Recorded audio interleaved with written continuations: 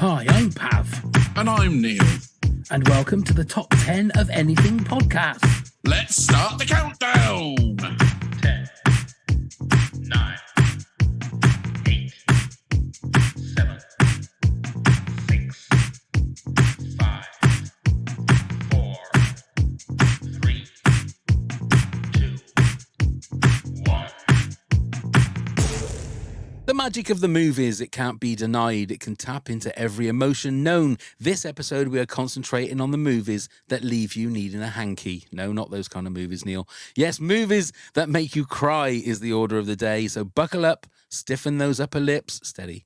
Here's Neil with 10 tear-jerking facts. Okie dokie. Thank you very much, Pav. So, sad films can provoke a feeling of empathy. While empathizing with other people, even if they're fictional characters, our brains will naturally release oxytocin, engaging in certain circuits of the brain that help us and make us want to connect to others. Remember who you are.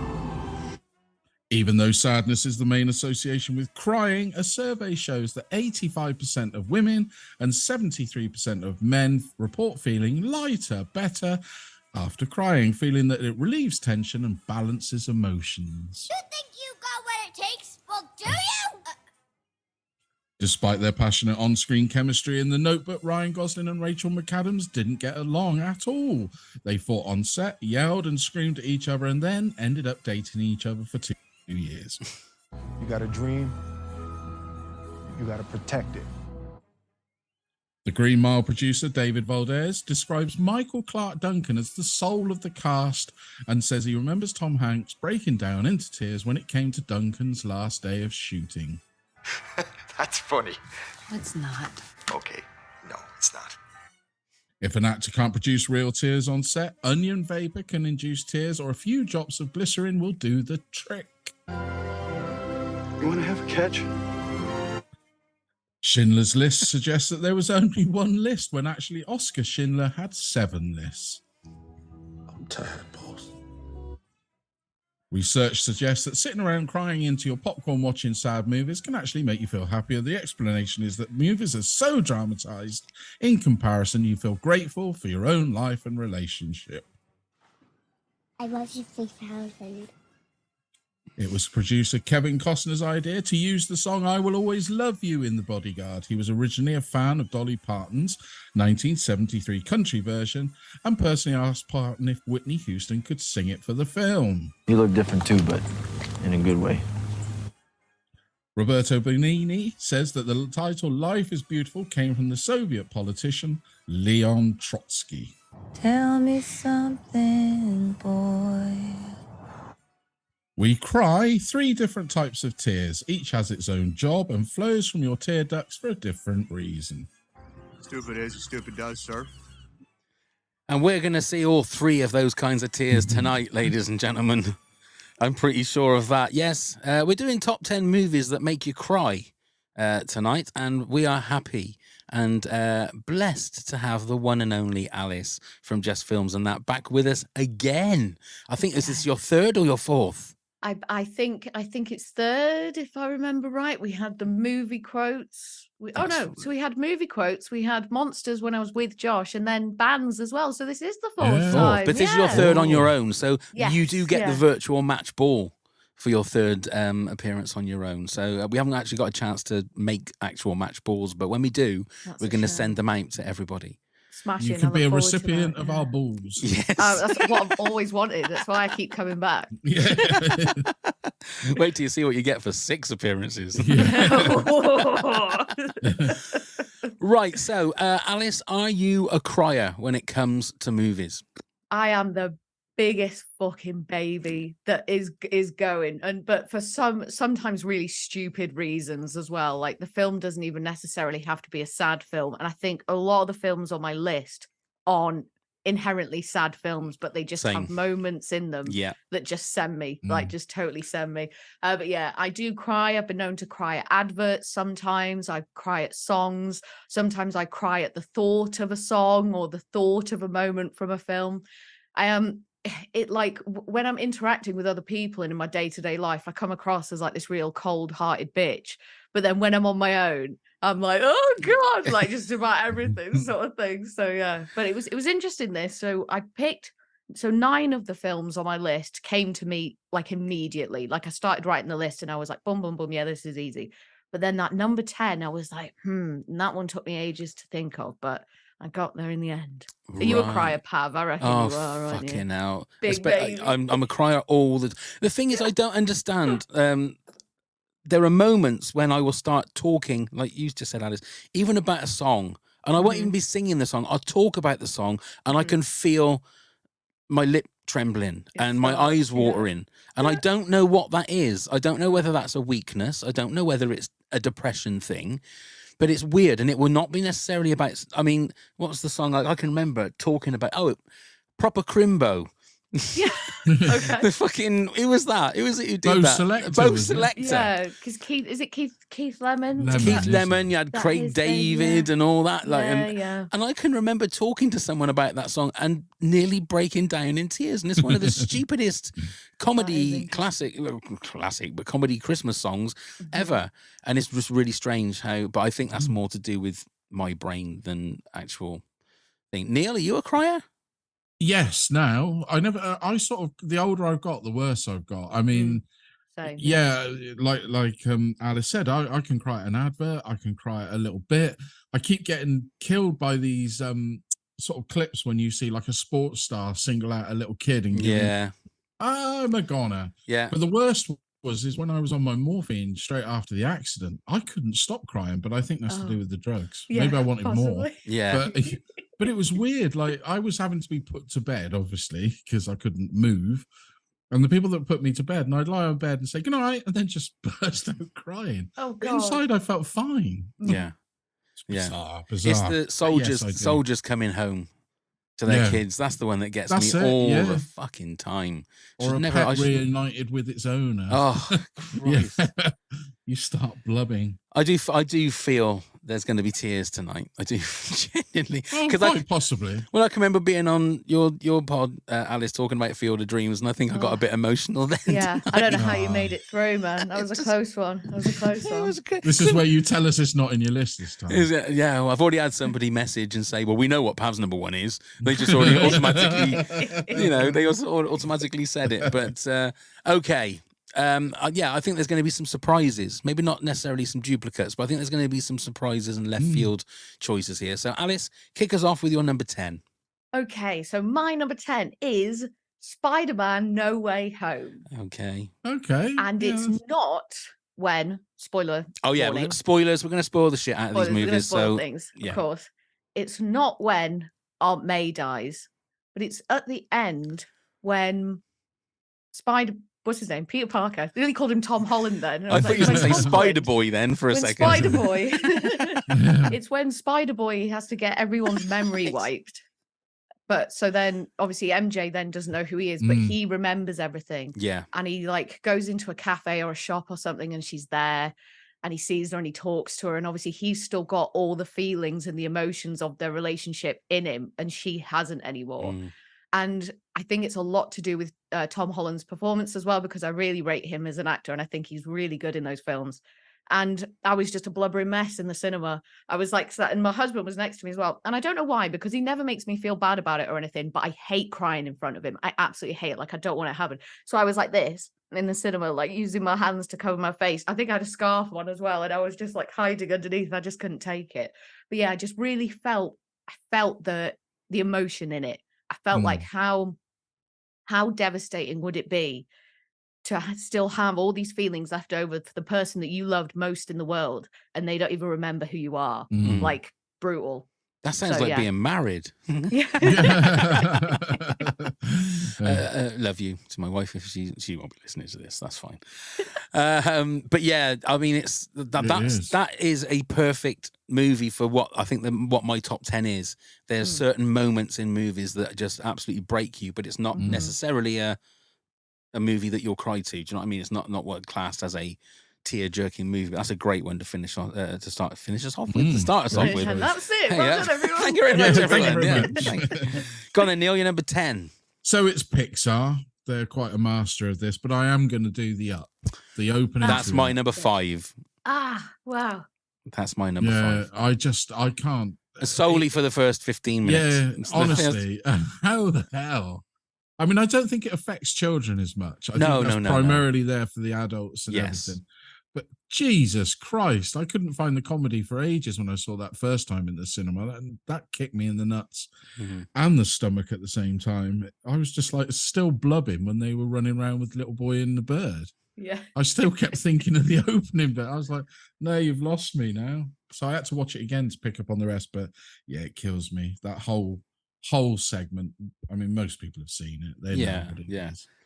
I think it is that thing that when you get older, you start thinking about the fact you've had more of your life than you've got in front of you, and you start realizing that if you can have it with somebody that you love, and that it's just it's heartbreaking. It really is. But it's a very, very and sweet. so brilliantly done. Seeing that it's computer animation and things like that. It's so real, so human. Isn't that what Pixar do though? Pixar do that so well. They did it very well. I mean, I think they've gone off the boil. I mean, I think they're like a lot of these companies now. I think Disney's got a lot to blame for this. Look at Marvel, look at Pixar. They've all gone off the boil. Alice, are you an Up fan? Oh yeah, absolutely. And again, I think the interesting thing about that is that really does feel like a moment that's for the parents, isn't it? That is for the adults in the audience, because the kids aren't going to relate to the 80-year-old man or whatever it is, are they? And they probably don't quite understand the gravity of, oh yeah, when you've been with someone for that long and they become like almost just an extended part of you, and then they're not there anymore, like the absolute crippling loneliness of that feeling.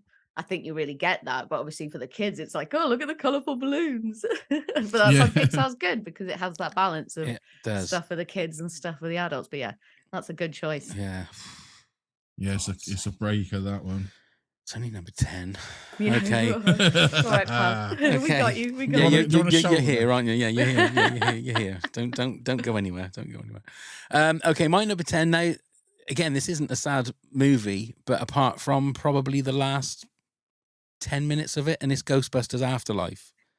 Okay, yeah. Now, I really enjoyed this movie. A lot of people seem to come down on it really hard and said that it's like a soft reboot, and it's I mean, the ladies Ghostbusters, we won't talk about that because it's just, I feel that's just a that terrible. Made me cry. Yes, it is. For different reasons. Yeah, because you had to pay. We had to pay London prices to go and see that. Neil. Oh no. Yeah, so when that really, but for me, I thought the whole Harold Ramis of it all, the whole Egon Spengler of it all, was so brilliantly done, and then the fact that he turns up at the end as a ghost was just it was heartbreaking, but it was uplifting at the same time because he got to do what he needed to do.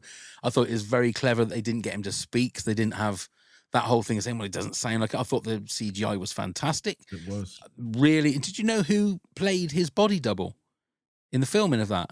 Was it his son? No, it was the guy that played the governor in Shawshank Redemption. Oh, okay. Yeah. I'm assuming it's because he was the same kind of height and build, possibly as Harold Ramis, but...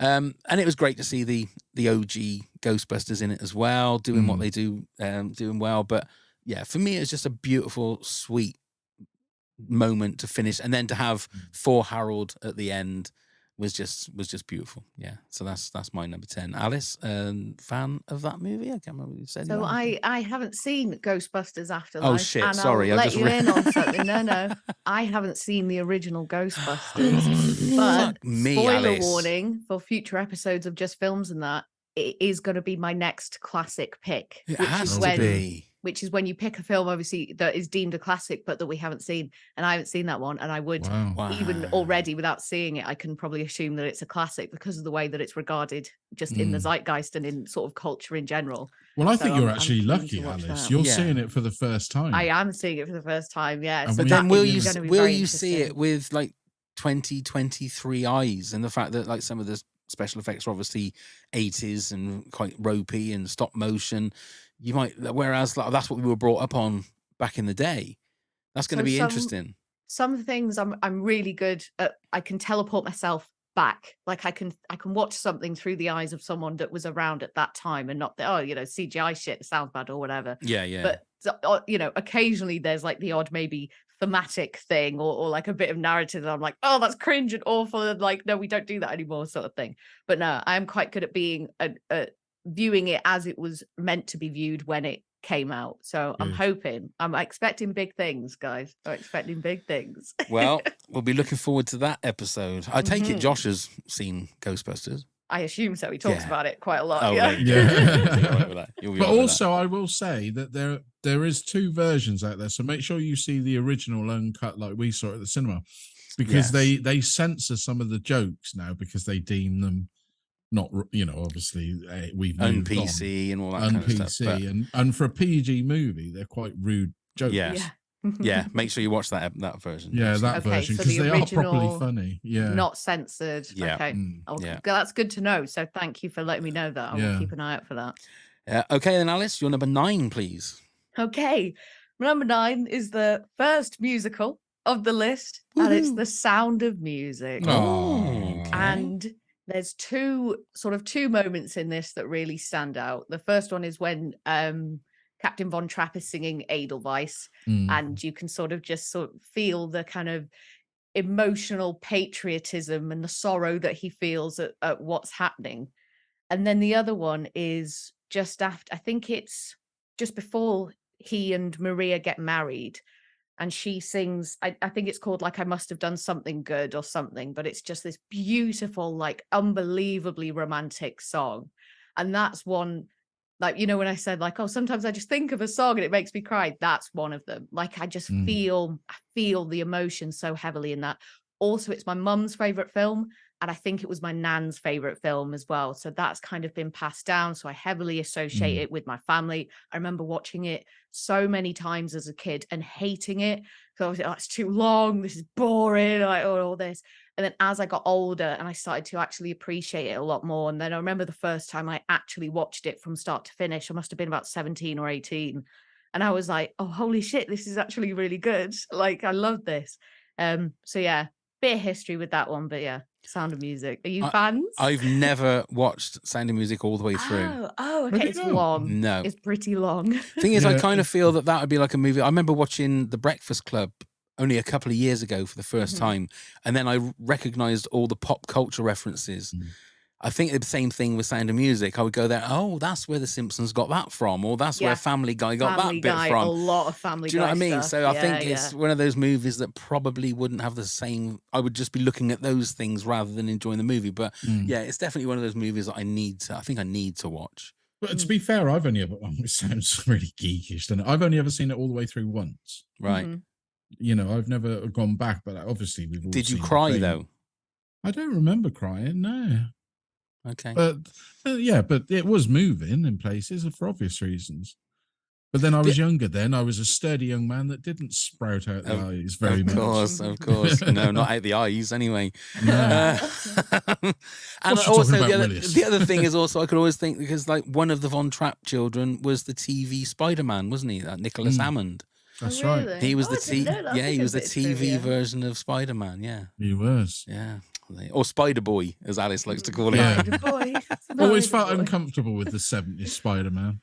Yeah, it wasn't the greatest, was it? You should never tell what religion Spider-Man is. That's all I'll say. No, yeah, that costume was too much. Yeah. Oh no. Yeah, nothing. Yeah, just Google it, everyone. I'll put a clip on the video playlist for our Patreon. Googling it right now. Yeah, there you go. Okay, so Neil, you're number 9. It's Finding Neverland. I don't know whether you guys have seen this. This is Johnny Depp playing J.M. Barrie, and it's about the writing of Peter Pan and obviously the children that he was involved with at that time. And there's a scene, it's the end scene when him and just Freddie Highmore sat on the bench, obviously after the death. And the way Freddie Highmore cries, I just want to jump in the screen and grab him as well and just say, it's going to be all right. Oh, right, okay. Yeah, he's crying. A bit weird then. He's lost his mum. He was going down the Savile route then, Neil. I was getting a bit worried. No. Just want to jump in and give the guy... It just breaks my heart. So who died? Who died? His mother. Right, okay. Yeah, with all the kids. And it's... Yeah, and obviously he's left an orphan. And it's just...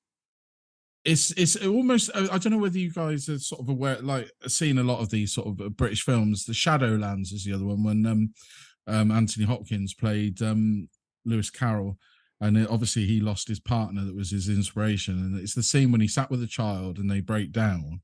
Always seems to break me. Right. I suppose it's the vulnerability of the children, isn't it? Yeah, After yeah, a yeah. position like that. But yeah, that kills me. That one. Yeah. My kids wanted to watch it when I was still married, and I said, yeah, absolutely. And I'd seen it and brought it home for them because it's a family film, but obviously deals with death. Mm. How's Depp in it? Is Depp good? He's Quite restrained. fantastic. Yeah, he's not a crazy performance, subtle and just he's really good. He's really good. I mean, the emotion in his eyes is just fantastic. But I would highly recommend it. I mean, I can't remember when it came out. It must have been probably about 2008, I think, Maybe. I'm If only sure we you had looked it some up. kind of way of finding out information. Yeah. like Just, that now. we'll never know, and that's Yeah, part of the fun of the discussion. We must have one, but the Yes. problem is I was going to look it up because I realised I'd never printed out when it was made. And I went to look it up and realised I turned my phone off for the recording. Don't worry, people can find it out. They don't need to Yeah. know right now. And They it's can go quite- and have a look. It's Go down your local library. Exactly. Yeah. Go to Encyclopedia. Blockbuster and rent it out on video. Yes. Shit, if that's still open, I better go back to work. Yeah, you better do. You better go. Have you seen this, Neil? No, you Yes, you yeah, it was my number 9. Have you seen your number 9 choice? Yeah. Neil? Have you That's seen good. this, Alice? I have not, no, but it sounds right up my street. So based on a true story. Yeah, Yeah, J.M. I love Barrie. that. I love films based on true events. So I think that's one that I'm definitely going to look up. And it's magical because it's got the Peter Pan. It tells you about the writing of Peter Pan. That's, Mm. I mean, I love the story of Peter Pan anyway, the book, Mm. not so much the Disney movie, but the book, and it's wonderful, wonderful. Okay then. My number 9. I could have chosen any one of the 3 of the trilogy of this, but I'm going for the original Guardians of the Galaxy. Okay. This has a very similar start to Up in regards to the first. I remember going to the cinema and thinking, right, we've got a talking tree and we've got a talking raccoon. Let's just go and see what it's going to be like. The trailer was great. And then the first 10 minutes when Peter's mum dies and it's 10cc, I'm not in love. I'm thinking, what the fuck am I watching? This is the first 10 minutes and I'm like in bits. And I thought, oh my God. So this totally took me out of what I thought a normal superhero movie was going to be. And it's James Gunn at his best. And even the bit at the end when they all come together with I can't remember which stone, Power Stone, is it? Or whichever stone it is that they're holding.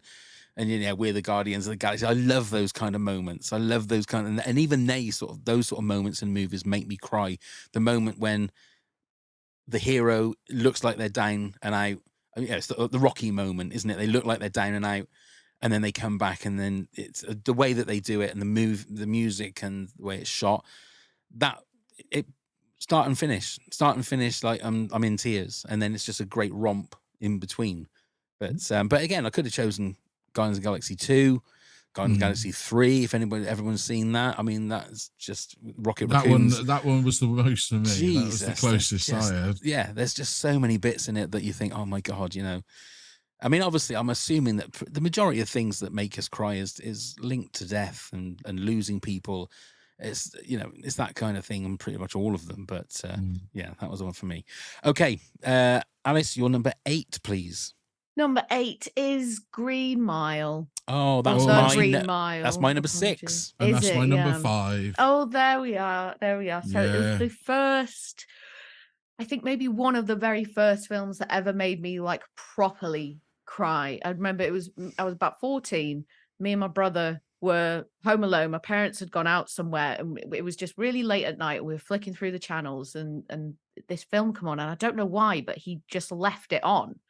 So I was like, okay, yeah, we can give this a watch. And I just remember absolutely bawling my eyes out at the moment when the guy kills the mouse. Yeah. That really got me as the first bit. And then obviously at the end when he is getting executed.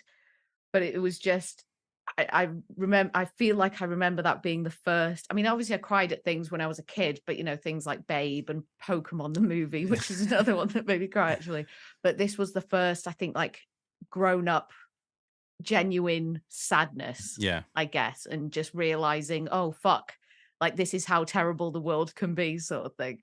But yeah, it's I haven't watched it since though. I don't think. I find it hard. I find it hard watching it again because it's also got one of those that Percy characters, one of the yeah. nastiest characters, and I hate those kind of characters. Even though I know in my mind, I know keep watching because he gets his comeuppance at the end. But the bits that he's in, you just I think it stops me from wanting to watch the movie. Well, it's that execution scene, isn't it? When they're told to wet the sponges and he purposely doesn't to find out what happens, and you think, you fucking prick. Yeah. But I know my daughter watched this. I'm cruel, but I said, I think you'll like it. It's going. What was it like? Clockwork Orange? Did you have her eyes physically pressed open so that she couldn't? No, we used to always have a movie night, and you will watch this. Yeah, and I said, Dad, I'm only 4. We've watched Shawshank Redemption, and she really liked it, and obviously, and I said, well, I think you'll like this one. Halfway through, she said, I can't, Dad. I can't cope with this. I'm off. Yeah. Yeah. And again, it's about hard hitting. It's a guy that has killed. I think it was 2 daughters or 2 young girls, wasn't it? 2 young girls, yeah. Oh, it's such a good movie, but it's such a hard watch. And 3 hours of it as well, because it's a 3-hour movie, isn't it? Yeah, is it that long? Gosh. It is, yeah. Yeah, but well worth it. Well worth Absolutely. You completely agree. Go on then, Neil, you're number 8. So it's The Champ. With John Voight and Ricky Schroeder. I saw this, went round to my auntie and uncle's, and they had a selection of videos. And I always remember they put on The Life of Brian to begin with. And of course, I was a bit young and I was sort of not getting it at that time. And I said, oh no. They said, well, let's watch this one. And it killed me. And then I'd never watched it for years. And then I saw it probably about 10 years ago, and it still fucking kills me. So the story is his dad's a boxer, goes back into the ring for one big match to pay the money for the divorce. Faye Dunaway's in it as well, for the divorce. But he ends up getting knocked out and dies on the bench in the dressing room. And obviously his little son comes in. But it's the bit when he's whacking his hand on his head, going, come on, Dad. Come on, Dad. Oh man, I was gone, and I still am thinking about it. Yeah. I've only ever seen that scene. I've never seen the whole movie. I've just seen that. Oh, you need scene. to see the whole movie because obviously John Voight's not very nice to his little boy at the beginning because even for his own good, he even tells him to go away and stop being a little shit. But to try and get him to not be around him, oh man. Is it Franco Zeffirelli, the guy, did a lot of the Shakespeare adaptations and stuff like that? Oh, right. Was it? Jesus Christ. Yeah. It's a kick in the gut. Yeah. But it's worth watching. Yeah. Have you not seen this one, Alice? I haven't seen it, but people have told me about that scene. And even just telling me about it, I'm like, nah, I can't hack that. A little kid trying to wake up their dead dad. Nah, I can't do it. I can't do Try it. Yeah, we'll actually come on to that kind of thing again a little bit later with one of my movies. So, that was your number 8, Neil. Yeah, it was. Yeah. Okay, so my number 8 is Forrest Gump. Well, that's my number 6. Is that your number 6? Yeah. Okay. I love this movie. I love this movie, and again, I think it gets a lot of shit thrown at it because didn't it win the Oscar the same year that Pulp Fiction was in the running, and people are saying, how did Forrest Gump win? It's a great movie, and I've loved this movie right from the very first time I watched it. But it's the moment at the end when he realizes that he's got a son. Oh yeah. And I think that scene could come over as very sugary and schmaltzy, but I think it's earned because you've spent this time with Forrest and you know that he's a good person. Are we talking about the scene when he goes into Jenny's apartment? Yeah. And he finds out that and he thinks that, and she's going, no, you haven't done anything wrong. And he's almost breaking down, and he's going, and he just asks, is he fucking, I'm going to fuck. Is he mad? Is he smart? No, is he smart? Or is he stupid? And he can't say the word stupid. And Jenny goes, no. He's like, he's in the top of his class. And he sort of goes, then yeah, you can go and sit with him. And then they sit together, and it's the shot behind them, and they both like are tilting their head the same way. And it's just beautiful. It really is. I mean, Jenny is just a horrible, horrible person. I think I had her in my top 10 movie villains, didn't I? Because I thought she was just horrible. All of a sudden she wants to know Forrest because she's ill and she wants to palm the kid off to, go away, Jenny. Go away, Jenny. So you'd rather the kid went off and just... Go away, Jenny. We'll go off through the orphanage system. But that for me is a beautiful, beautiful Yeah, it is. moment, That's the moment that I would totally agree with. And at the end when she's died and he's speaking his eulogy. I think that's moving. Good riddance. If Fuck anything. her. Yeah, and then when he says goodbye to Bubba as well, you know, Oh yeah. I gotta find Bubba, and then he's yeah. Anyway, let's move on quickly. Alice, your number 7, please. My number 7 is Ewoks: The Battle for Endor. Oh my Christ! And I think this is a lot of the tears for this, shall we say, I think come from the nostalgia of it.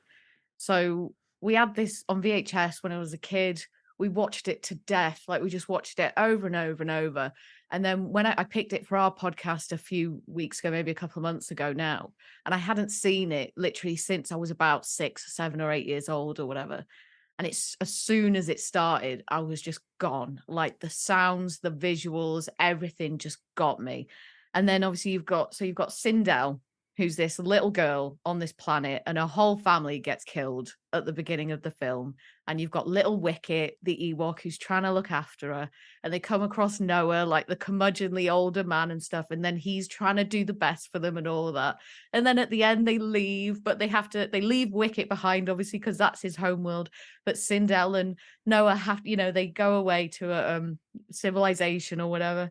And it just ruined me. It just ruined me, like, so many beats in it. Like, but yeah, a lot of it is it's weird how just nostalgia itself can cause you to be emotional. Like, it's not a particularly emotional film, and I didn't find it that emotional when I was a kid, but now it's almost just remembering how happy you once were, and the kind of sadness at that's gone, because you grow up and you realize that everything is shit and everything sucks. So it just transports you back to that time where, you still had hope and enthusiasm and you thought things were going to be great and all that. And I suppose it's like the sadness at the loss of that sort of thing. But yeah, I just really felt it when I watched Ewoks again for the first time. Have you seen it? Because I know a lot of people haven't seen it. I think I've not seen it all the way through. I mean, it's got to be nearly 40 years old now, because I mean, Return of the Jedi was 83, so it must have been 85, 86 that it came out. I think, I think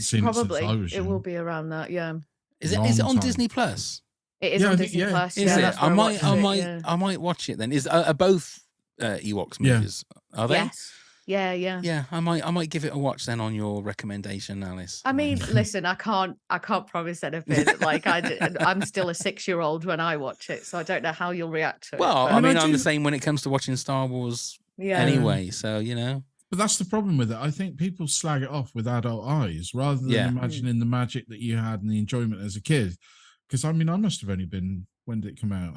84, I think it came out. Was it? It's been 84, 85, mid-80s, I think. Yeah. And I mean, I was only 13 or 14. I enjoyed it at that age. So yeah, I have to say, one of the most amazing moments happened this week. My granddaughter she's 2.5, and she's now into Star Wars. It's my first grandchild that's actually deep into Star Wars, and the first thing she says when I see her, she says Star Wars Stormtrooper is what she calls it, because she watched Force Awakens. So it means that because she's that age, like, she rules the TV when she gets here. So that's all we've been watching is Star Wars. I've been loving every minute of it. Yeah, it's been great. Has she seen Ewoks: The Battle for Endor? She hasn't, but I'm going to show her. That's going to be the next one. She'll love the teddy bears, won't she? She'll love them. Go on then, Neil, your number 7. So it's the classic E.T. And this still gives me a punch. Didn't quite make my top 10. I always get more upset. This will sound a bit harsh. At the bit when he gets left behind at the beginning. Yeah. It really bothers me now. Then I suppose it's because I know he dies and comes back. But what? Yeah, spoilers. Fuck you if you've not seen this one. I thought everybody in the world had seen this one. But yeah, it's the bit when he gets left behind. It breaks me. So I sat and watched this in lockdown again because I hadn't seen it for so long. And again, it's another film that they've taken all the funny bits out. Oh, have they? If you watch it on certain streaming things, when they does he still say penis breath? No. Oh. And they took away the shit as well. What? That's lame. Yeah, because they say it's a U certificate movie. And have they replaced the guns as for walkie-talkies? Not in the version that I found to watch. No, they were still walkie-talkies. Oh, that's crazy. Can't have guns in the 2000s, can you? It's crazy. This movie was the first movie my dad somehow got hold of a pirate copy of E.T. on video. It didn't look the same when he had a parrot on his shoulder and a patch on his eye, but hey. Oh, no, that one. Thank you very much. This was widely pirated. Yeah. But I mean, I must admit, when E.T. dies, I had the same feeling as I did when Bobby Ewing died in Dallas. That broke me for some reason. I don't know why. Yeah. But anyway, he came back as well, didn't he? And he came back as well. So they're the same. Bobby Ewing is Bobby E.T. Ewing and E.T. are the same brothers. They I've are. always said that. They are. You must be a fan of. Tell me you've watched E.T., Alice. Oh yes, no, I've seen E.T. lots and lots of times. Yeah, that was a big favorite of ours when we were kids. Yeah, in our household. Yeah, and it's a proper tearjerker. Yeah, and it's just a really well made film as well. Like it's just a really really good film, and so much better. Like when I watched it again when I was a bit older, just so much better than, I don't know why, but so much better than I thought it was going to be. I think because sometimes when I really like a film when I'm a kid, I think, oh, is this really childish? Is it really simple? Is the script going to be like just, really easy and basic to understand? So then when I see things again, it's like, oh no, this is actually a really sophisticated piece of filmmaking. But yeah, no, it is good. And the very end, pure Spielberg, isn't it? Yeah, when he was at the top of his excellent. game, I don't think he's. I actually think he should bow out with grace now. Do you know? I only just watched The Terminal recently.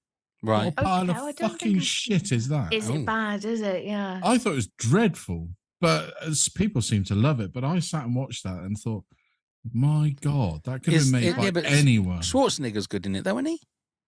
Oh, that's the Terminator. Sorry. Yeah. Now there's a film. So you want to talk about that's better than that. film. Yes. I would definitely say that is not a Spielberg film. That's any director for hire film. Oh, really? Oh, that's interesting. Yeah. Have either of you seen The Fabelmans? I watched about 10 minutes of it because it's on Sky now, isn't it? It's just come on Sky. And I mean, I just watched 10 minutes of it, so I didn't really grasp it, but I'm not really that keen on looking at it. Alice, have you seen it? So we started watching it the other night, right? We were really excited for this. I got about halfway through and I was like, I cannot watch this anymore. Really? It's so boring. Oh, right. It is so boring. And the script is so amateur. Like it's like someone read a script writing 101 book and then just copied that and wrote a script. And then I go on Rotten Tomatoes and the critics are giving it like 97% and the audience giving it 83% or stuff like that. And I'm like, what the fuck am I missing? Yeah. Like I just don't get it. So if something happens later on in the film that kind of makes it really exciting and worth it, and there's this build up, whatever, please someone tell me and I'll watch the rest of it. But it's very rare that I have to turn off a film. Yeah. Very rare. And I was so surprised. But they did that with Spielberg's West Side Story, which I think is good. But people have been saying it's better than the original. I thought, what planet are you on? It's got none of the magic and it's got none of the charisma of the original. Well, he should have gone and directed the Indiana Jones movie. That's for he needs to go back to basics and do things how he used to do them and not rely. I mean, we've all seen Ready Player One, surely. Yeah. That was disappointing. It's just shite. Yeah. There you go. You sucks to you, Mr. Spielberg. Yeah, you've earned your money now. That's it. Now we ain't gonna be able to get. Hand the baton over. He's not gonna be coming on the podcast now, is he? Now that we've shit all over his career. But listen, no, the stuff in the 70s and 80s, banging, absolutely banging. Maybe even 90s, in the early 2000s. I mean, I think Minority Report is good, and AI is very good. And I forget. Yeah. Okay, so that was your number 7, Neil. My number 7, we talked about scenes where a son is trying to wake up his dead dad, the Lion King. Oh, you have to have the Lion King.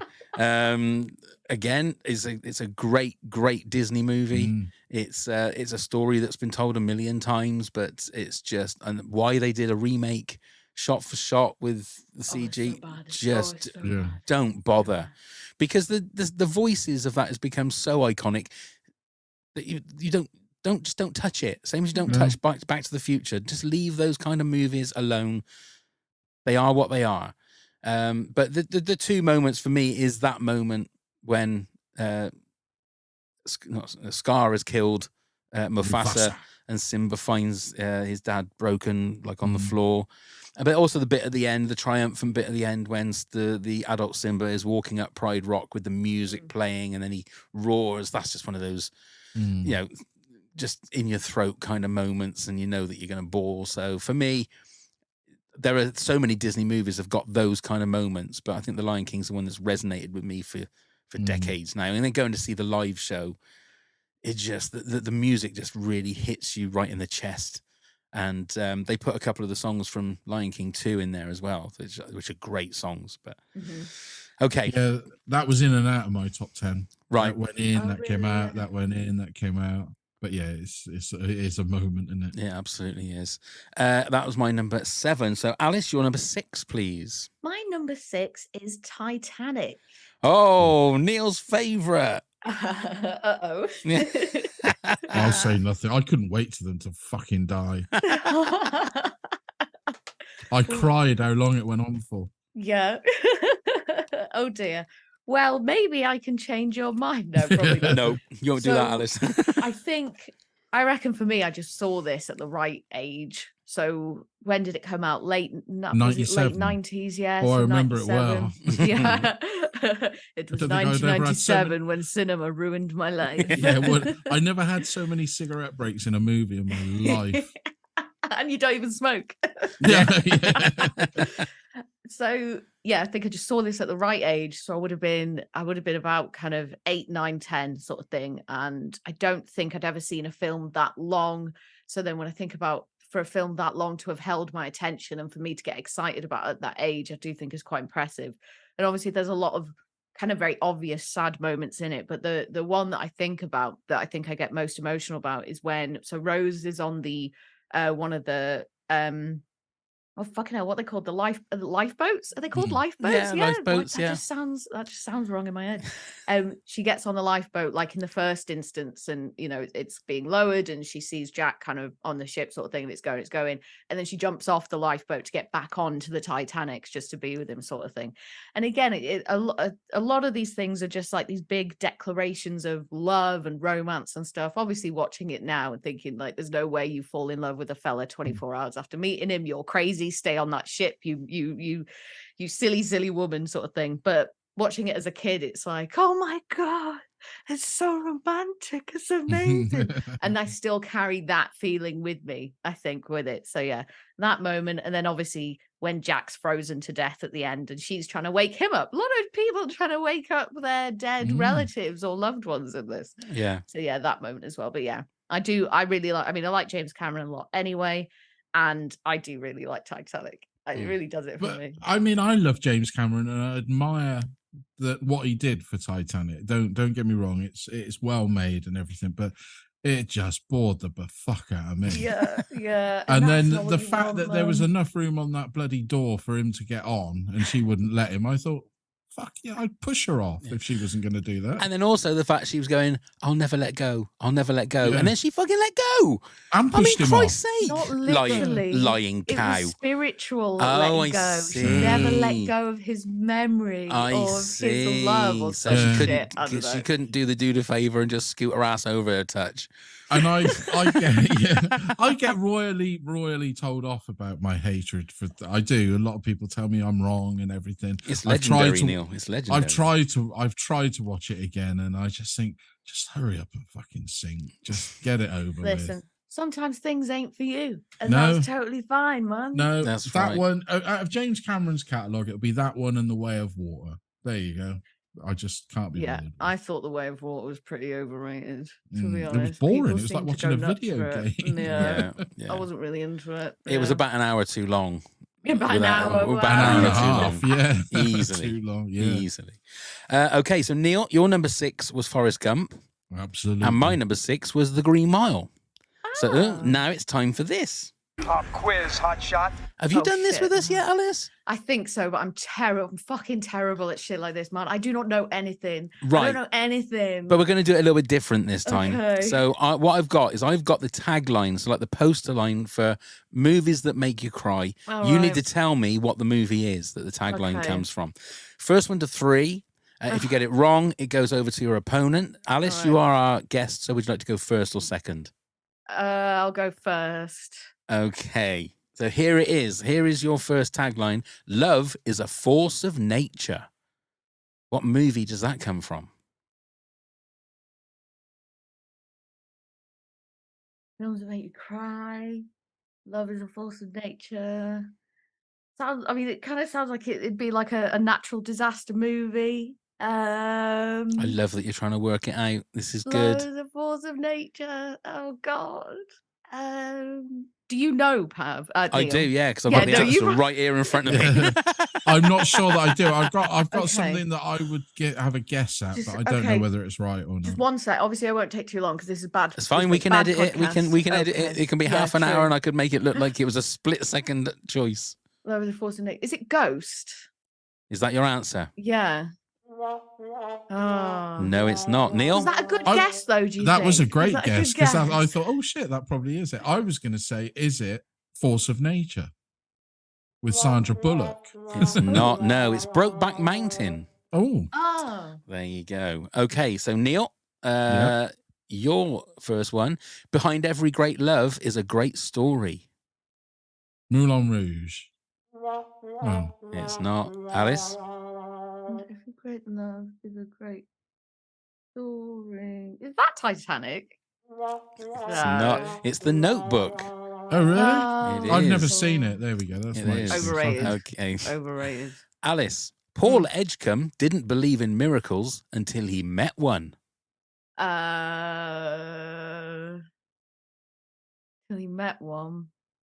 Is it like the $6 Million Man or something? No, these are all movies. These are all movies. I'll go with the $6 Million Man. No. I think I know this one. I on then, think it's Neil. The Green Mile. It is The Green Mile. It is The Green Mile. Well done, Neil. So yours is next then, Neil. Sometimes there's only one thing left to say. Love Story. It's not. Alice? P.S. I love you. Well done, Well done, Alice. Alice. Well done. I've never seen it. I was just trying to piece it together, trying to think. Look, because I'm not going to know the answer to any of these, but you can try and You got work to try and it work out. exactly, You can try and work because they're it out. normally quite clever in giving you a little clue in there. Yes. So, Oh, good. Alice, this one's for you then. Believe in you, believe in your talent.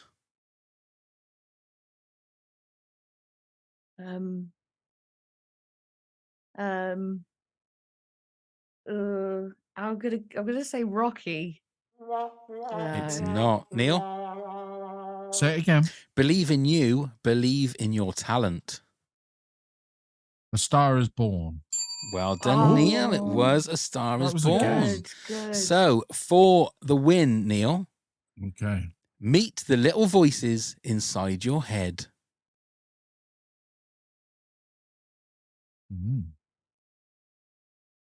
Man on the Moon. It is not. Alice?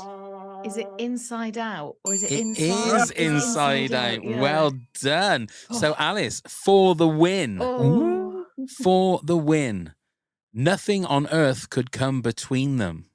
Nothing on earth could come between them, but something in space could probably come between them. So, could it be? I haven't seen Gravity. I'll say Armageddon. It is not. Neil, for the win. Is it Nothing. E.T.? What is it? E.T. It is not. Neil, so you need this one for the win. You're not going to tell us the answer. Tell us then? what it sorry, is, sorry. Pat. It's Titanic. It is Oh, Titanic gosh. for that one. No, Uh, what? Nothing. Oh, because they're on the water, I not in suppose, space. I went yeah. too far. Yeah, they were talking about dirt, weren't they? Ah, Okay, Neil, for the win. Yes. Once in a lifetime, you make a friendship that will last forever. For the win.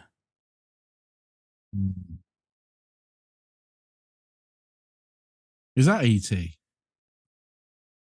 Oh. No, it's not. Alice, for the win. Make a friendship that lasts forever.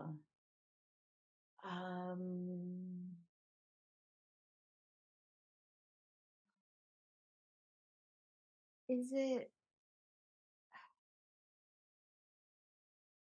Oh man, I can't think. What's the last movie? Friendship that lasts forever. Once in a lifetime, you make a friendship that will last forever. I'm struggling to think of films about friends. Is it? I'll say Forrest Gump. It's not. Did you answer this one, Neil? Didn't you? I did, yeah. It's Beaches. Oh Christ, yeah. Beaches. Forgot about So- that, Weepy. Alice for the win. Oh God. The mystery, the suspense, the adventure, the call that started it all.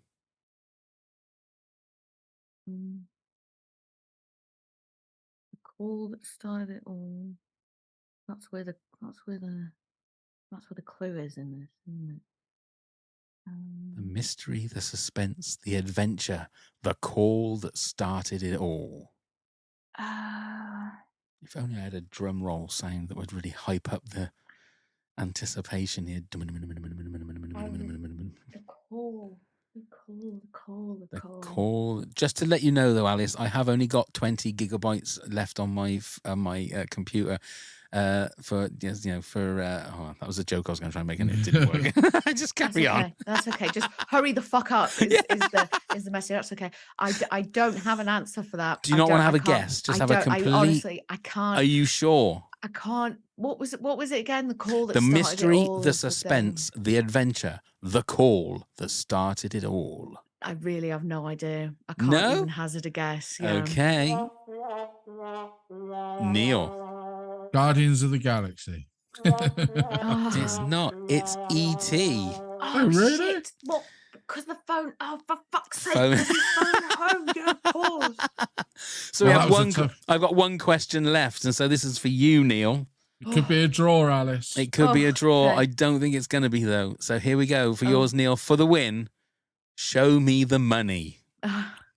Jerry. What's his name? Maguire. It's No, I'm joking. correct. Well done. Well, that was Good. Well done, hotly Alice. fought That and was a good contested. one. That went literally went right to the wire. Yeah. Right to the wire. That was, That was a good one. nail biting stuff. Unlucky, Alice. That was unlucky. That was. Yeah. was. Never Which one mind. was the Very one I got unlucky. right? I did get one. No, you got didn't two I? right. You got two Did right. I? Yeah. Yeah. Good. You got P.S. I Love You Oh yes. and Inside Out. Oh, very Yeah. good. So Oh, well good. done. Well Jolly done. good. Feel I'm proud. pleased You with did that. very well. Absolutely. Well Because I don't normally win these. No, you so don't I at feel all. great. Okay, back to the job in hand. Alice, you're number 5, please. Number 5 is Homeward Bound. Oh, Are you either of you familiar? Yeah. I the mean, three yeah, animals, from isn't it? Is a that long right? time ago. Yeah. the Dogs three and animals? cat trying to get home. Yeah. Yeah. Yeah. It's sort of emotional throughout as they kind of obviously go through the trials and tribulations of trying to get back. But the real moment is towards the end where they're so close to getting back to their owners, and Shadow, I believe he's a golden retriever, basically gets stuck down like a mud pit sort of thing, and he can't get back up. And there's just this scene that's just absolute torture of this dog trying to climb up this mud pit and sliding down over and over again. It just destroys me. It's so sad.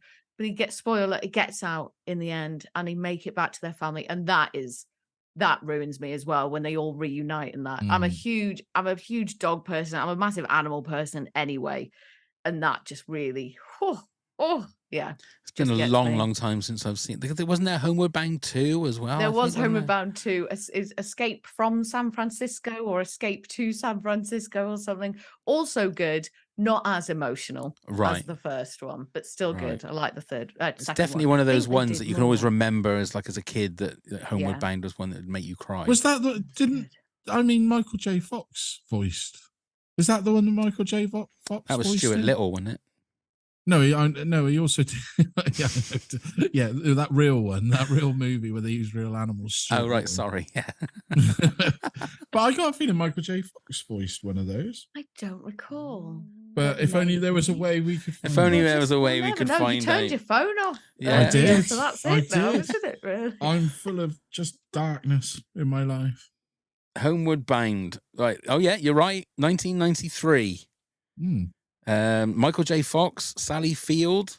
Who is Michael J. Fox? Which character? Chance. Oh, Chance. Yeah, Chance the boxer dog. Yeah. Sally so Field's he's cute. He's sassy. like the comic relief. Yeah.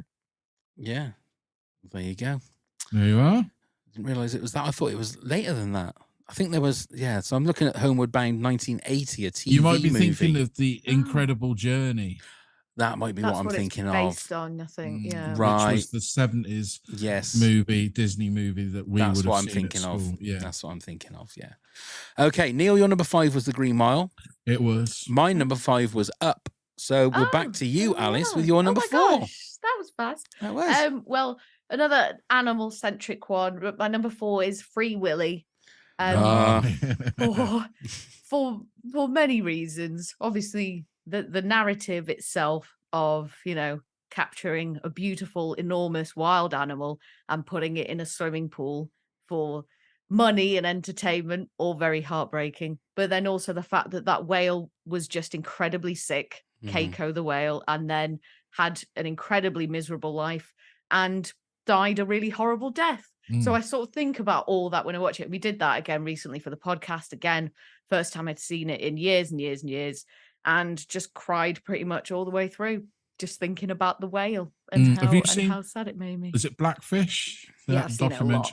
Jesus I've seen it Christ. a lot. Apparently, I like torturing myself. That should have been on my list actually as well. It's like, Blackfish. I can once is enough for me on that one. Yeah, that's brutal. That was close to being in my, when we did top 10 documentaries last week. Oh, that was yeah. Blackfish Right, was yeah. close Good. to being in my top 10 because Problem is, it always makes me hungry. I jest. Because no, why? What am I missing there? Because he loves Oh, fish just- and chips. Right. Yeah. Got you. The thing got is, you. is like when we went to Orlando, it was one of those things that it makes you think about SeaWorld and places like that you think, oh my God, should we go in there and give them our money because of the way that they treat them? I mean, they're supposed to be a lot better now, but I don't know whether that's true or Apparently they are since the release of that documentary. well, they have to be. They have to be. I don't see how there is personally. I don't see how there is better when it comes to keeping a whale in captivity. Yes. Like there is no there's no good. There is no good way to do that. No. Do you know what I mean? And Like, making it's money just off of not- it, basically. Yeah, exactly. At the expense of their health and their happiness and stuff. Like Yeah. and the annoying thing for me is I'm obsessed with orca. I don't know if this has come up in a previous one, but like they're so intelligent, like super intelligent. Like they have parts of the brain that even we don't have, and they're potentially capable of certain feelings and thoughts and stuff that even we don't know about, sort of thing. So it just fucking sucks because like when you go, I don't really like zoos either, but like you go to the zoo and you see the lions and they're just lying there. They Yeah. just want to sleep all day, having a lazy little time, and it's like, well, they're all right, aren't they? They're just all right, having a little sleep on the grass or whatever. But then with the orca, it's like they just swim round and round and round, like going absolutely stir crazy, like not getting the stimulation or the exercise or anything. And the temperature's always wrong in the pool, and they should never be that close to the surface for that long. And they get skin cancer and all this, blah, blah, blah. Yeah, it just sucks. Yeah. Do they still use the orcas though? I thought they stopped actually using orcas. So as far as I know, but I don't know how accurate my information is. They do still use them. Obviously, the trainers now don't go anywhere near them because of the few incidents that have happened. And I think they've stopped capturing them, at least from the wild, and they just use ones that have been bred in captivity. But I think at least in the States and some other countries, the capturing of them is fully outlawed. But I know that there's probably still some countries that do it. But yeah. It just sucks. It's one of my least favorite things is orca being in captivity. It just it defies all like reason and logic, unless obviously your main motivator is money, which I appreciate is the case for a lot of people. So. But then in the end, it's a funny title for a movie, isn't it? It is. I mean, they could have picked anything else. Anything else. Free Billy would have been just as good. Fixed it with wouldn't it? one letter. With one letter. And then well, there you go. Right, Neil, you're number 4, please. So it's Schindler's List, and I defy anybody not to cry watching this. In fact, I think it should be on the curricula of schools because it's I know it's based on and inspired by, but it shows enough in the whole situation. But there's moments throughout the movie that will reduce you to tears to me. And when I went to see it at the cinema, it's the only film that when it finished, nobody got up. Nobody, and it was a packed auditorium. It was the first weekend of release. We went, and it was a Sunday afternoon, and every seat stayed still until the music finished. And I've never seen that before. But yeah, it's not one of the films that you're going to watch for jollies. It's not a film you're going to watch numerous times, but I think everybody should watch it. Yeah. That's It's more it. like the way it's shot is more like a documentary, isn't it? I've always said that. Yeah. It always feels like a documentary. Yeah, 'Cause this the is black and white. Spielberg at what Spielberg could do Yeah. to what he can do now, and this is, we mustn't forget that Spielberg is a great and was a great, and he was probably one of the greatest directors in cinema history. But to think he was shooting that and Jurassic Park at the same time, and how ridiculous you to think that. get your thoughts away from one to the other. Yeah. I mean, imagine if he'd slipped up and put a dinosaur suddenly in there or something. It'd been awful, wouldn't it? The little red girl runs around with this red coat and suddenly a T-Rex behind the corner. Are they shooting us as well? Yeah, it'd be dreadful. I'm sure someone's done a version of that somewhere. They must have. Alice, thoughts on Schindler's List? Haven't seen it, I'm afraid. You have to now. I've told you that everybody should see this at least once. Yeah. And the thing is, it's not easy to watch. That's the thing. It's just not. It is a harrowing watch from start to finish. It really is. It's educational. Oh, it is. We need it's to that thought of what man can do to human can do to human, but yeah, it's also a reminder that these sort of things, lest we not forget, as they say, we shouldn't do, and it's an easy access without having to watch something that is completely documentary on to find out all the atrocities that did happen, and obviously there's still atrocities today, but hopefully that everybody sees this movie will have a little bit of humanity come through them again. We need to build our humanity back because we're losing it fast. We sure do. Well said, Neil. I'd vote for you. Come on. Come on. There's going to be a general election next year, Neil. Come on. Shall I? Come on. Imagine. Yeah. The one leg party you could be. If you're left to your own devices, keep going around in a circle party. Well, that sounds like what they're doing now. Hey, a little bit political. Pop quiz. Oh, wrong one. That's the one. The chirps. Oh, yeah, the chirp. That's more like it. That's what it would be if I was doing a comedy stand-up act. It would be more like chirps. Anyway, my number 4. Now, I think 4, 3, 2, and 1 I've spoken too much about on various podcasts, so I'm not going to say much more. My number 4 is The Greatest Showman, and I still don't know why I cry at this movie, whether I'm watching the movie, whether I'm listening to the soundtrack, if I'm singing along to the songs, I start to cry, and I still don't know. It's not a great movie. It's not historically accurate. It's but I don't know what it is. It's something about that cinematic magic that I don't know. I don't know what it is. I still don't know. Exactly what it is. I mean, I'm not a hugest fan of it. I don't dislike it. I've seen it a couple of times, but it's back to the golden age of musicals. That's what it is. That's what they've done. They're taking a story that everybody knows is not true, and the real Guy Barnum was a complete cunt. But, Neil. Oh, excuse me. I said the C word, Alice. Sorry, but he was. I'm not going to sugarcoat it. But, you've got to differentiate between art and realism. It's been going on since the dawn of cinema, so let's not. Yeah. I mean, it's just I ask myself the question, though, why? Like, I'll, if I listen to the soundtrack, and I will start tearing up, and I will physically say to myself, why are you crying? What are you crying for? And I don't know whether the music is great and all. Like I say, it's a story that you've seen a million times kind of thing. There's nothing special about the story, but it's just one of those little magical moments. Alice? It molded together for you. Yes. Yeah, exactly. Well, for the few years after it came out, obviously they played This Is Me on the radio like heaps and heaps. And for me, every time it came on the radio, I felt like I would feel a thing. And when she gets to the big part of the chorus and that does hit me as well. That song in particular, that makes me very emotional. So yeah, I get it. Good. I'm not alone there. That's good. That's nice. Alice, your number 3 then, please. My number 3 is Lord of the Rings, The Fellowship of the Ring. Oh. And the main part is towards the end when Frodo realizes that he's gonna have to go it alone, because people are going to try and keep killing him and stealing the ring from him. So this is a burden that he has to carry on his own. And then he gets in his little boat to go to I think the Western Shore or whatever it is. And then Sam obviously comes out of the forest and tries to get to him. He's like, you can't swim and all this. And then he nearly drowns and then he pulls him back onto the boat and then they have a little moment together. And yeah, so I've seen the film. It's one of my favorite films easily. And I've seen it so many times. And that I do still, it makes me feel so, it makes me feel so much anyway, like throughout the whole film. But yeah, as we sort of get to the climax of it, and obviously Boromir's just died as well. Yeah. And had his little speech with Aragorn, which is really emotional too. So yeah, love it. I don't think it never made any of our top 10s when we did Lord of the Rings moments, did it? That specific moment with not that bit. Lord of the Boromir's Rings death. moments. We as a top did. 10. We did that Oh a couple my of weeks God, ago. Yeah, what? we did, and it never made anybody's top. I mean, obviously Boromir dying. Yeah, did, the but, Boromir's death it did.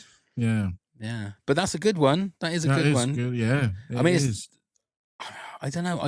I mean, look, this is somebody that I will cry at Star Wars, but I've never found Lord of the Rings that emotional. Oh, And I don't know why. And yeah, I'll find Greatest Showman from there. What the fuck is going on? It's subjective. It is subjective. I know it is. Go on then, Neil. Number 3. So it's Into the Wild. Sean Penn directed film with Emil Hirsch, with loads of cameos, Vince Vaughn, all sorts of Kristen Stewart's in it. But it's basically based on a true story about a guy that just gave up on life. He just graduated to become really highly qualified from uni. He buried his money, his passport, and everything, and shot off and just went to live in Alaska. And then it documents his thing. Spoilers, because I take it you both haven't watched it. Do you mind if I spoil it? Yeah, well, no, please do. Well, he dies at the end in Alaska, living his dream. He basically accidentally poisoned himself with berries. That was his dream. No, his dream was to live in Alaska. Oh, not right. To be poisoned by berries. It just said you said he's living his dream when He's living his dream, poisoned by berries. poisoned by berries. Yeah, so he just imagine him taking the berries and going, "Yes, this is the American dream. This is it. I've done it." Amazing performance by Emil Hirsch. Showed he's a really, really good actor. Yeah. Beautiful soundtrack by Eddie Vedder. Oh, now I'm interested. Now I'm interested. There we go. So beautiful soundtrack by him, and just who knew Sean Penn could film something so beautiful, and it really is beautiful to watch. If you ask my daughter, it's her favorite film because I've let them watch it numerous times. Both my son and daughter love it. You made them watch it, Neil. I did the first time. I said, made them. No, well, I mean, yeah, it's a 15 certificate, and they probably weren't 15. I think they're about 2. No, but yes, it's a great movie, and I find it very emotional in certain bits. But obviously, the death of, when you see the guy starving, where he's got struck, stranded by the snow and the weather, bad things are coming his way, and they do it very well. But it's obviously very moving. And the bus was still there till a couple of years ago, apparently. Oh wow! But they've now got rid of it out of the wildlife because he finds this school bus in the middle of Alaska, like the wilderness. Bizarre, isn't it? Very. But there it was. Okay. Thank you very much for that one, Neil. Yes. Nice. Okay, my number 3. It's another musical. It's another cartoon. And we're going for Disney's Encanto. Oh. This is like The Greatest Showman. I just have to listen to the first couple of minutes. I mean, it's Lin-Manuel Miranda, so I'm going to love it anyway. And what I love about this is it hasn't got a baddie in it, if you like, which is very refreshing because, all right, you've got cute animals popping up everywhere, but I mean, the house is a character as well. Songs are fantastic. It is beautifully animated, and it's just all about family, basically. But I just love every single song. And there's one particular song about butterflies, which is heartbreaking. Absolutely fucking, pulling your heart out through your mouth and ripping it out, and just letting it like Indiana Jones, just letting you watch it pump in front of you as you're watching the movie. But it also got, again, uplifting stuff at the end where the town helped the family out, and it is just a beautiful, beautiful movie. I think I had this was my number 1 Disney animated movie. I think you did, yeah. I think I did. It's just so good, so good. We Don't Talk About Bruno and all of that kind of stuff. Yeah, as well, which was amazing how big a hit that became. I didn't realize because I hadn't watched it when it first came up, so I don't know why I just didn't bother watching it. And then the first time I watched it, I was just like, I think it was it shut down? Was it locked down when it was being, or maybe just after? I guess it must have been. Yeah. So I think I think everybody was going through that kind of emotional, Hmm. almost depression-like state, not knowing what was happening and what was going on. And I think it caught me at that time. I was just a little bit more emotional than. Was it not last year? I think it might have been the year before. It might have Only been. there I was seem to some remember way the we could song find was out. on. Yeah, if only there was.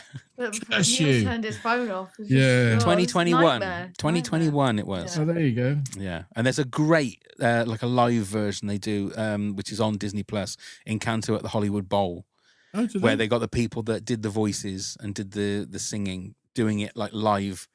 It is amazing. The stage becomes the house, and the house is all moving around. Sooner or later, they're going to do a live stage version like they've done with Lion King, and that I must have. They will do. I'm sure they will. Yeah. So have you watched this, Alice?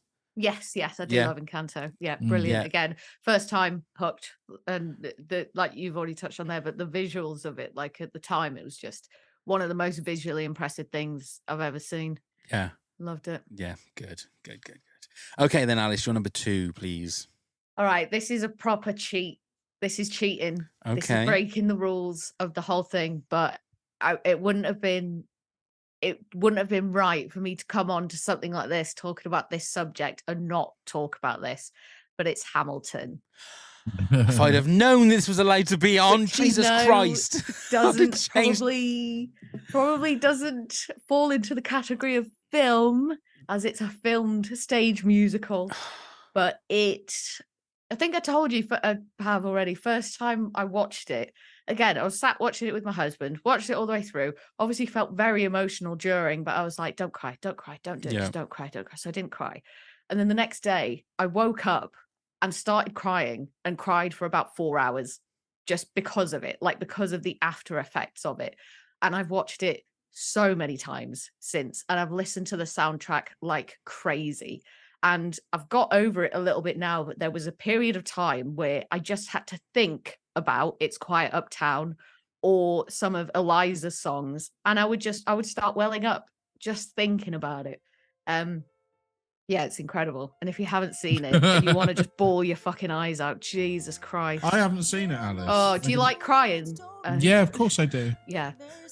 I do need brutal. to watch it. It's brutal. Keep forgetting about it. We go through a phase where it's not mentioned, which is highly unusual, and then all of a sudden it's mentioned again. I'm like, oh fuck, I still haven't seen that. There you go. Just breaks me. I've sometimes had to skip it when I've been watching it because I'm like, oh, I'm not in a place. I can't take it. Yeah. Like I'm not prepared for this, so I have to skip the song sort of thing. And then I sort of go round and round with certain songs or certain aspects of it making me feel emotional. So it was always that to begin with, always It's Quiet Uptown.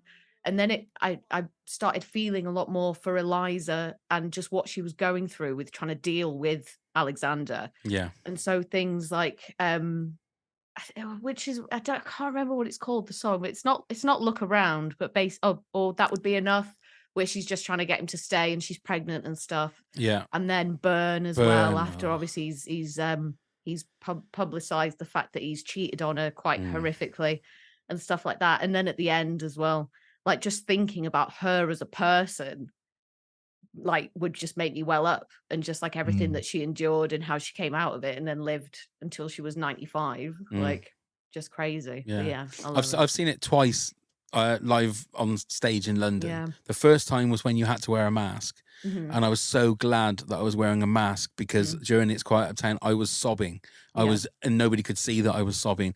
The second time we were with my mum and my missus, and you just know it's coming. And as soon as that piano like starts, I'm just gone, because it is one of the most beautiful things I think I've ever heard in my life.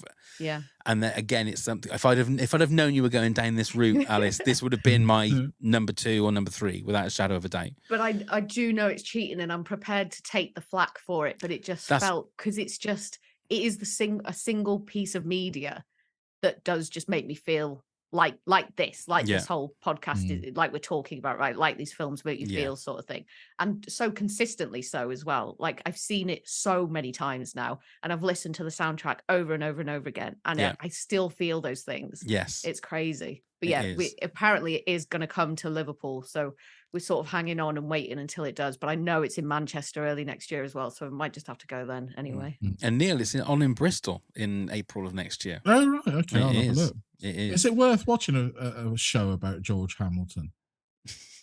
If you know who George Hamilton is. That's what I'm saying. I would have said Lewis Hamilton might have worked better. A bit more up to date. It would have been a bit more there up you to go. date than Your George references Hamilton. are a bit Come on, outdated he there, was in the Neil. great movie Love at First Bite. There you go. You can have one of And those. wasn't he the solicitor in Godfather Part 3? He might have been. I have no idea, Neil. I have no idea. But well done. Well done. George Hamilton. Yes, go on, Neil. Appreciation Society. Your number 2, please, Neil. Is Love at First Bite with George Hamilton. It's the bit when George Hamilton sings. No, number 2 is a Christmas movie. It's a Wonderful Life. Yeah.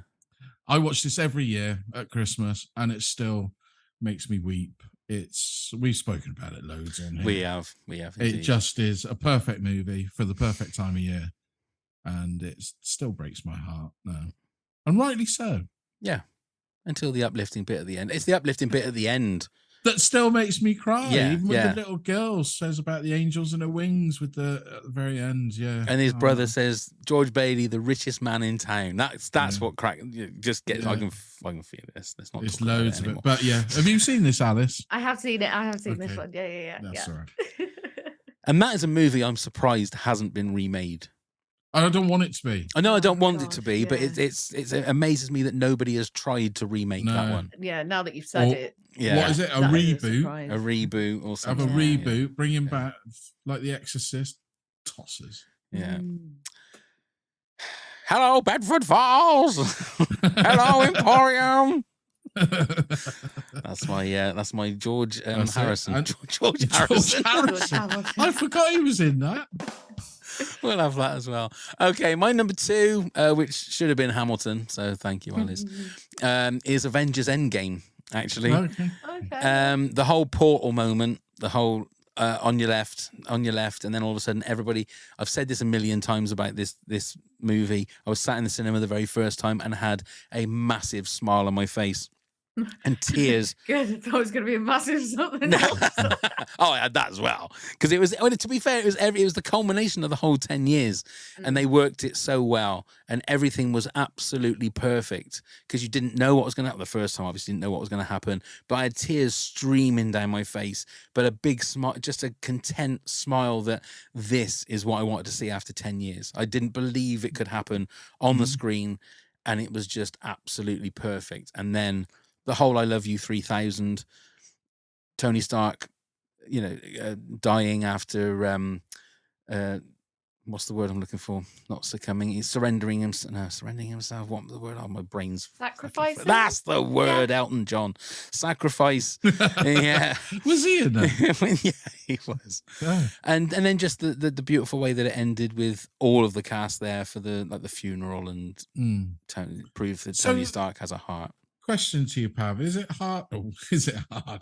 What I'm about to say is to have crying and then be aroused at the same time. How does that work? That sounds just like my sex life. That does. So you basically cry and have a wank. Well, Christ, Neil, have I got to cut that bit out? No, I don't know. Let's move on, shall we? It was a joke. No, yeah, I know it was. But you don't know how close to the truth you are. Anyway, let's before we reveal our number ones, Alice, if you want to give your countdown from 10 to 2, Neil will do the same, and then I'll do the same. Okie dokie. So, number 10 of films that make me cry. Number 10, Spider-Man No Way Home. Number 9, The Sound of Music.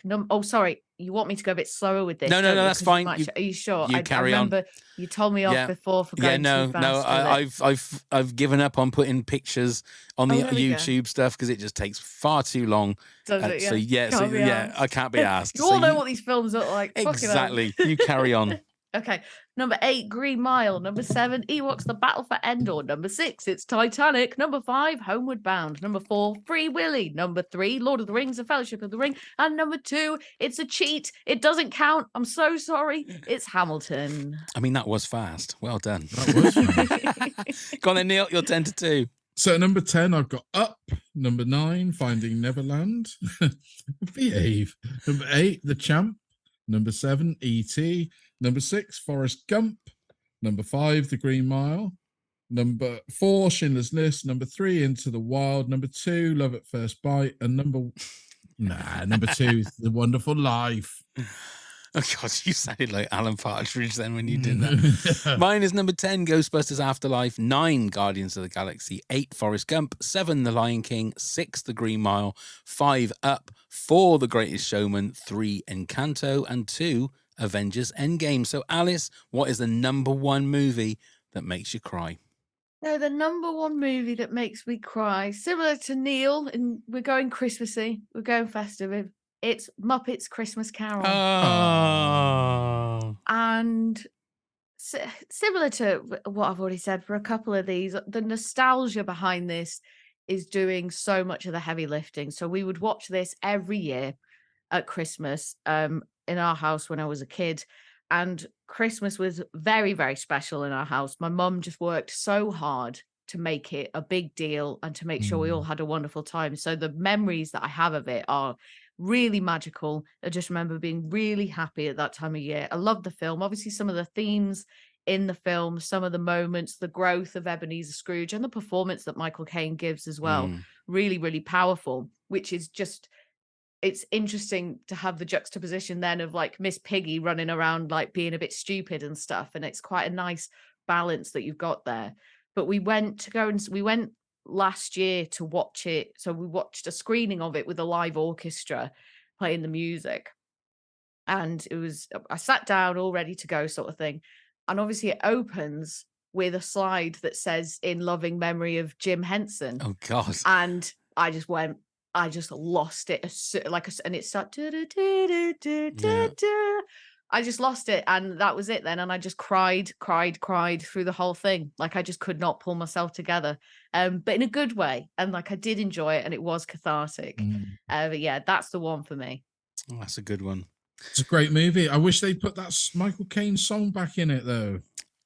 That is true. Do you mean the one with his love interest, Belle? Yeah. So that was in the one that we watched. That when we see the screening of it, and I think they are putting it back in. Good, because they cut it out. It was in the VHS, and then they cut it out when it went to DVD, and nobody seems to know why. And I think it's a lovely song. Well, what I read, and it's funny what I read is that they just thought that it wasn't very child friendly. And as a kid, I do remember not liking it. And I remember it being the most boring part of the film and thinking, oh, but then as an adult, it's gorgeous and it's beautiful and it's heartbreaking. So when I sort of realized like, oh my God, they've taken out the film, like I was fuming. I was like, oh, this is shit. Like you literally can't watch it with that song anymore. So then you just cut to like Gonzo and Rizzo on the bridge or whatever. And Rizzo's crying immediately, like bawling his eyes out. And it doesn't make any sense why he's crying. So it's because he's just witnessed Belle pouring her heart out and breaking up with this man that she loves sort of thing.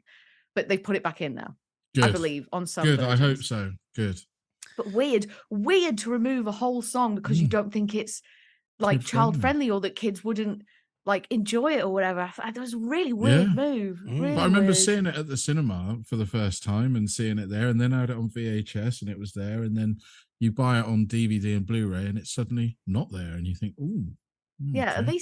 at least give me a version, like give me the two versions. Like give this version with it and the version without it, but to remove it completely, just bizarre, like a bizarre But I'm decision. glad they put it back in. That's cheered me up. Great. Okay, then Neil, your number 1, please. So this film, genuinely, I can't make it through. I even have to stop it. It's The Elephant Man. And I watched it again the other day. They showed it on BBC Two late at night, so I videotaped it and watched it again. And my God, I just can't do it in one sitting. You know, we talked about the bit when somebody's really nasty, like the guy in Green Mile, but it's Michael Elphick in this one. What a shit. And I used to like him as Boone. But But Alice is too young to know. yeah. Who knows? But this film, I mean, David Lynch directing it is what I would say is probably the most straightforward film he's ever directed in his life. Produced by Mel Brooks, is a sheer genius. Every performance, Hopkins, Gielgud, obviously John Hurt, putting in a performance of a lifetime, which I don't think is going to be equaled for a very long time. Because you really believe in John Hurt's performance, don't you? And yeah, just all the bits from the circus when he's got, what's his name? Is it Freddie Jones, wasn't it? It was the circus master, an evil bit of shit, beating him and whipping him. And then obviously when he gets rescued by Anthony Hopkins, and then, you know, I even cry at the bit when they parade him out in front of the medical, you know, committee and just strip him off. And I think, oh, come on. I am not an animal. Very good, Neil. You do. You just. Oh, I didn't realise that Freddie Jones was Toby Jones's dad. Oh, I didn't know that. Yeah, I didn't know that until I saw it on some website. Because Freddie Jones quite often played the nasty character. Yes. He just had that look, didn't he? Yeah. So have you seen this one, Alice? I have not. No, this should be another classic. I was going to say that'd be one you need to talk about. Yeah, but be warned, it's going to break your heart. It will break your heart because the way they perform it is just real. And it's all in black and white again, like Schindler's List. So that's all in black and white. Yeah. And it's got like an industrial soundtrack through it, which really works. But yeah, I watched it again. It took me 2 sittings to finish it. I had to turn it off when I put it on. I thought, this is killing me inside. Yeah, it's been a while since I watched it, but that's one of those movies that you feel like you can only watch 1 or 2 times. It's not the sort of movie you watch. So, what do we fancy watching? Let's put The Elephant Man on. Yeah, let's watch Schindler's List after. Yeah. It's not one of those joyous night. Yeah, exactly. It's not going to happen, is it? Okay, my number 1, we don't really need to talk about very much because it's Field of Dreams. I'd be surprised if it was. What a surprise. Yeah, I've spoken about this movie so much on this podcast. So just to say, it's a beautiful movie. I cry every time, especially the "Is this heaven? No, it's Iowa." Dad want to catch, all that kind of stuff. So, and it's a classic weepy, absolute classic with Kevin Costner as the ideal leading man. Right, we've got an absolute shit ton of honourable mentions, and I said to Neil before we started recording, I think this is the most honourable mentions we've had for any episode. Wow! So. Let's go through these. Corinne Pastor, Beaches and Steel Magnolias. Now, Steel Magnolias, is that a movie that you guys have seen? Yeah, Julia Roberts, a long time ago. Yeah? Is it a weepy, real weepy? Yeah. Lots of death in that one, I assume. A death. Oh, right, okay. Kim Mendes says Steel Magnolias, Stepmom and E.T. Lisa Buchanan, Steel Magnolias in terms of endearment. Wow. The scene where Emma says goodbye to her youngest son, Teddy, in the hospital. OMG. Also, Aurora screaming at the staff about getting her daughter the medicine. Lisa Gunter Mars. I don't know how you say that. Marcz. How would you pronounce that? Marcz. Yeah. Marx. Marks, okay. Yeah. Lisa Gunter Marks. Sorry, Lisa, if I've ballsed your name up apparently. But she agrees with Lisa. Yes, choking up now thinking about those scenes and also the family stone. Cynthia Lujan says that Teddy scene runs in the back of my head at least 2 times a week. So heartbreaking, terms of endearment, ordinary people, the color purple. Maria Pereira says Coco. I cried in the theater as soon as the movie started and didn't stop till like a day after. The Green Mile, it gets me every time. Jodie Yokota, Marley and Me. I'm surprised that one didn't show up tonight. Up and My Girl. Joy Talbot says My Girl. Dan Harper, Philadelphia. The ushers were outside the theatre with Kleenex. Corey Ogilvie, What Dreams May Come. I felt like I ugly cried the entire weekend after watching it. Jill Hett, My Life with Michael Keaton and Nicole Kidman. And when I was little, and I'm sure still today, The Journey of Natty Gann. Old Yeller, obviously, too. Gabrielle Gonzalez, The Lovely Bones. I have a 14-year-old daughter, and God forbid. Janine Bender, Schindler's List. Ugly cried in the theatre through the whole movie. We have someone here on Twitter called Joshy McSquashy. Says life is beautiful. He does sound like a tit. Yeah.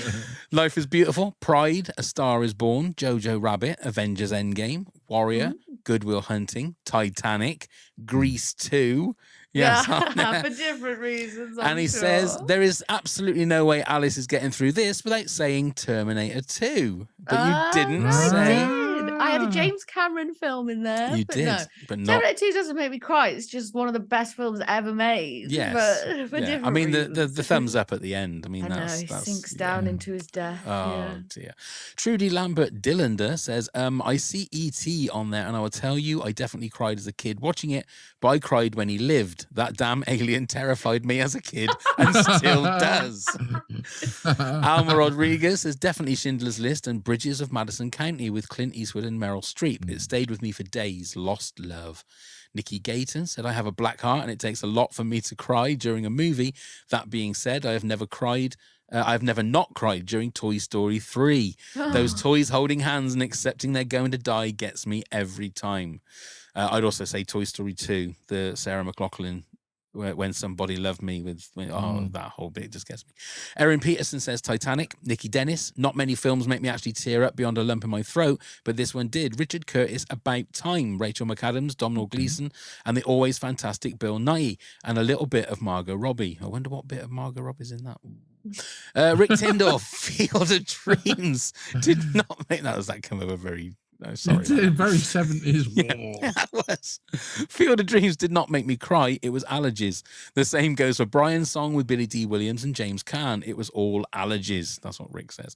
Carol Barwick, Paddington 2.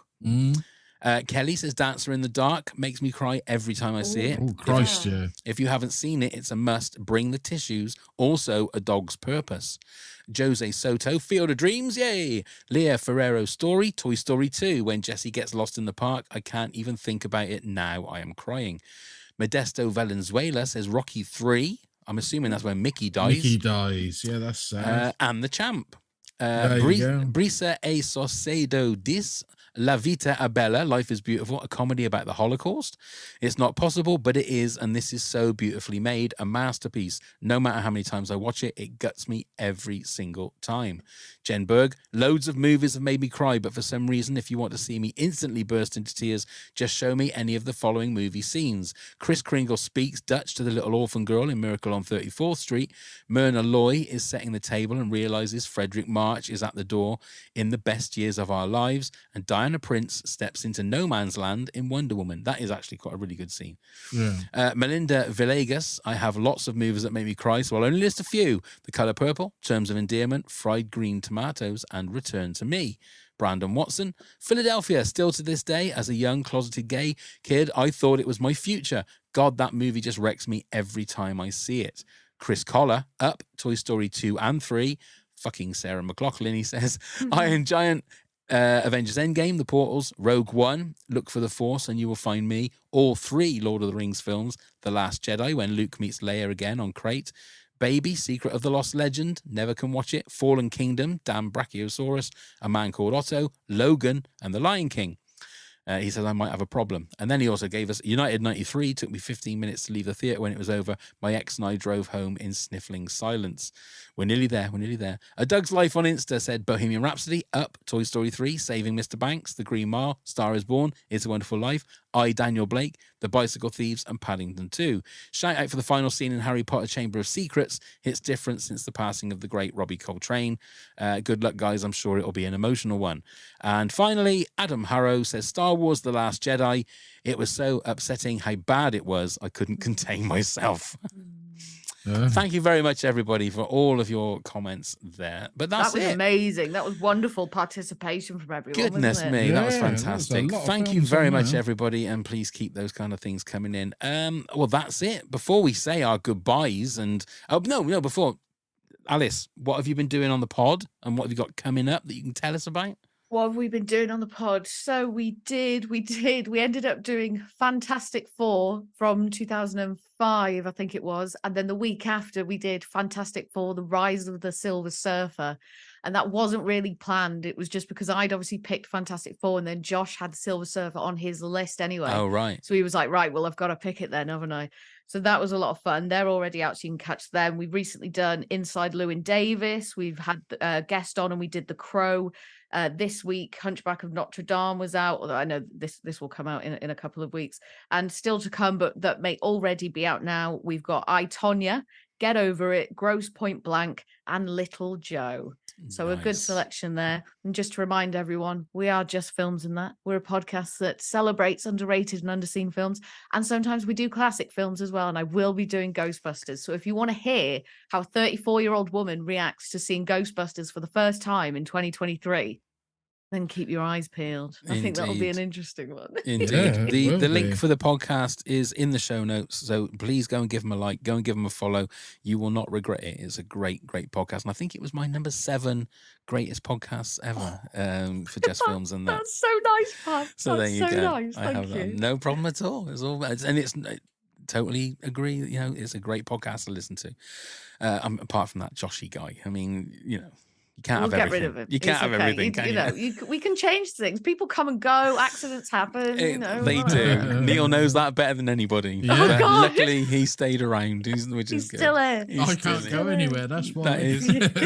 He literally stays there until I turn the camera on every week. He doesn't I move. believe it. He's I got a piss believe it. pot under his table that he just uses. He's got food everywhere. Bless him. Got to make money on my webcam. You have. Exactly, you have. Right, Neil, tell everybody how they can get in touch with us and all that Of course gubbins. I will. You can find us on all the social medias. Give us a click, give us a like, give us a follow. Our top 10 pods. Email us at top10pods@hotmail.com with any questions or anything you want to ask us, including ideas for a top 10. Come and help support the podcast at patreon.com/top10pods. All sorts of rewards where you can be a guest yourself is one of them. Check out the links via the link tree. You can find the link in the show notes. And do please give us a review, give us a rating, give us whatever it is you give us wherever you get your podcast from. Perfectly done, Neil. Alice, as always, it's an absolute pleasure to talk to you. Thank you very much for spending some more time with us. Well, thank you so much for inviting me back. It's always so much fun, even though we were talking about very, very sad things. I still Yeah. thoroughly enjoy myself, and I can't wait for you to inevitably invite me back to do the top 10 Hamilton songs, which will be a great episode. Wouldn't that be fantastic? So, Neil, you need to watch it. Okay. Yeah, I need Oh to my remember. God!